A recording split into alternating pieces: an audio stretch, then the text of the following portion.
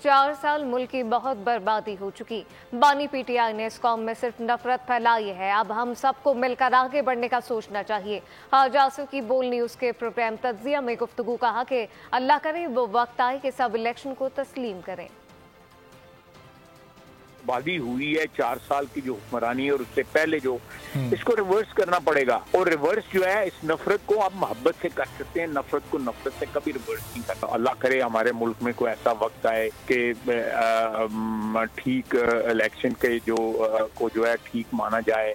सियासतदानों का फर्ज है, बाकी इदारों का भी साथ मिलकर फर्ज है कि हम चीजों को रिवर्स करें और एक नए दौर का आगाज करें। अगर बिलावल भुट्टो साहब गुफ्तगू कर रहे हैं तो वो मेरे अंदाजे के मुताबिक उनका ख्याल है कि पीटीआई का वोटर जो है ना वो पीएमएलएन की नफरत की वजह से वो जो है ना वहाँ वो ले जाएंगे। लेकिन मैं उनसे ये कहूँगा कि उनका विरसे में मिसाक जमहूरियत है। बीबी की जो लेगेसी है मिसाक जमहूरियत, उसको ऑब्जर्व करें, उस स्पिरिट को जिंदा रखें, उसकी स्पिरिट को जो है उसकी नफी।